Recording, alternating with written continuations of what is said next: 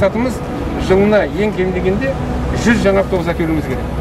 Бізде өзі барлығы 450 автобус па, 300-ін жаңаласақ, соның өзі жетеді. Одан кейін ары қарай өзі оборотпен кете береді. Сол кезде халықтан наразылық болмайды, халық көбірек жүреді, сіздердің де табыстарыңыз болады.